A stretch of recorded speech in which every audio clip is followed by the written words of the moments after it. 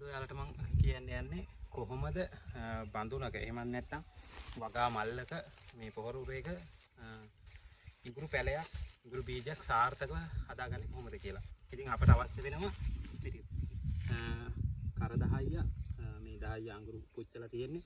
ඊට පස්සේ කුකුල් පොහොර මෙතන තියෙන්නේ මේ මං අරන් තියෙන බොරළු මේකට ගන්න පුළුවන් වලට මතු පිටපස් ඊට අමතරව වැලි තියෙනවා. තව ඔයාලට මෙතෙන්ට මම අරගෙන නැහැ කොම්පෝස් මේ වගේ ප්‍රමාණයක් ගන්න. ඒ කියන්නේ සාමාන්‍යයෙන් කර 10ක් ඊට පස්සේ මතු පිටපස් වැලි කියන මාධ්‍ය සහ කොම්පෝස් කියන එක එකට එක අනුපාතය අරගෙන එක කවරයකට එහෙම නැත්නම් එක මල්ලකට දාද්දි සාමාන්‍ය කුකුල් පොහොර දාගන්නේ අපි පොල් කටු දෙකක් විතර. මොකද නැත්නම් ඒක බීජයට එහෙම නැත්නම් පැලයට සැර වෙන්න පුළුවන්. ඒක නිසා කුකුල් පොහොර ගද්දි අනිවාර්යෙන් පොල් කටු දෙකක් විතර ගන්න එක මල්ලකට ගද්දි.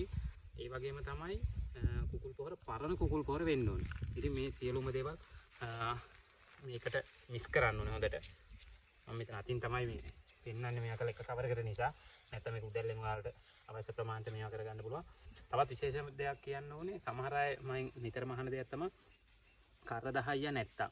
ඒතර කොම්පෝස් නැත්තම් මොකද කරන්නේ කියලා. ඉතින් ඇත්තටම මේ මම කියපු සියලුම වර්ග අත්‍යවශ්‍යම දේවල් නෙමෙයි. හැබැයි මේ සියලුම දේවල් තියෙන්න ඔයාලගේ අස්සන්න වැඩිවීම තමයි සිද්ධ වෙන්නේ.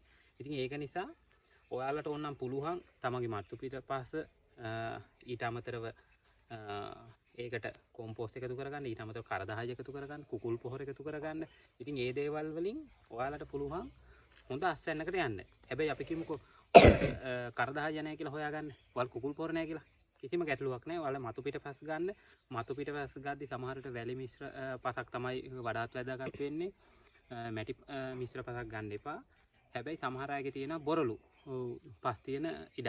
මොකද මගේ ඉඩම ගත්තොත් එහෙනම් බොරළු මිශ්‍ර පසක් තියෙන. හැබැයි මම මේ වගාමල් වලට පාවිච්චි කරන්නේ බොරළු සම්පූර්ණ. ඉතින් ඔයාලට පුළුවන් බොරළු පාවිච්චි කරන්න. ඊට පස්සේ ඔයාලට අවශ්‍ය වෙනවා කැප්ටාන්. ඒ කියන්නේ දිරනාශක මොකක් හරි ගමන්නේ. ඉතින් මේ කැප්ටාන් තමයි මම පාවිච්චි කරන්නේ. ඉතින් කැප්ටාන් මෙන්න මේ විදිහට වතුර එක්ක දිය කරගන්න ඕනේ. මෙන්න මේ ආගේ කිරි පාට වගේ වෙන්න වතුර එක්ක දිය කරගත්තට පස්සේ මේ වගේ අංකුර තියෙන සාමාන්‍ය අංකුර මේ වගේ 4-5ක් තියෙන කෑලි වලට තමයි අපි කෑලි කපා ගන්න ඉඟුරු. මේ කපා ගන්න කෑලි සාමාන්‍ය මේ වගේ ජලයේ ගිලෙන පරිදි තියන්න ඕනේ පැය 3-4ක් විතර. ඔයගේ පැය 3-4ක් තියාගෙන තමයි ඊට පස්සේ අපි ගන්නේ වගා මාධ්‍යයට මේක හිටවන්න. ඊට පස්සේ ඒක ගන්න මේ තියෙන්නේ මෙතන තමයි. මේ තියෙන අපි මේ විදිහට හිටවගත්ත මාස එකමාර විතර පැල. මේ කහ පැලයක් තියෙනවා, මේ ඉඟුරු පඳුරක් තියෙනවා. ඉතින් අර අපි හදාගත්ත මාධ්‍ය අඩියක් විතර තමයි පුරවගන්නේ.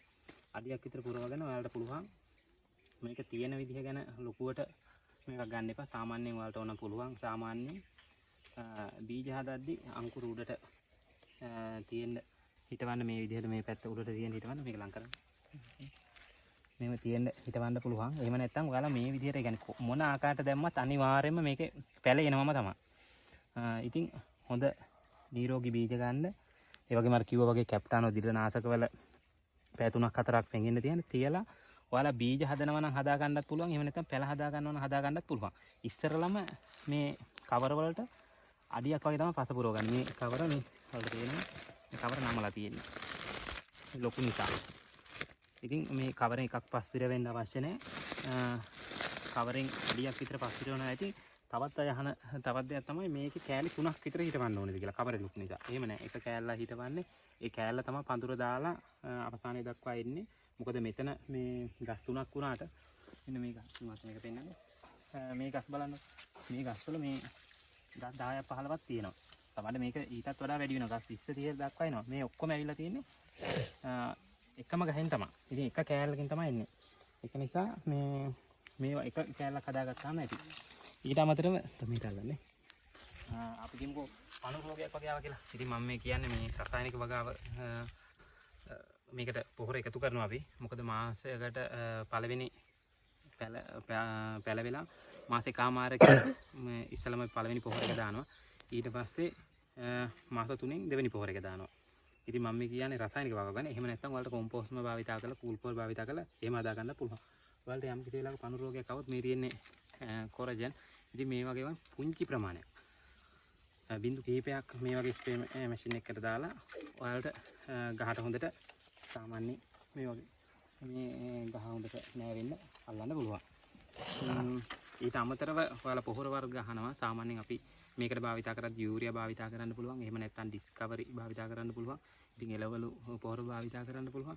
ඊට ජින්ජර් මික්ස් කියලා එකක් තියෙන ඒක භාවිතා කරන්න පුළුවන්. ඊට පස්සේ මාස 3ේදී නැවත අපිට භාවිතා කරන්න පුළුවන් ඔය පොහොර වර්ගයක කාල පොහොර එකක්.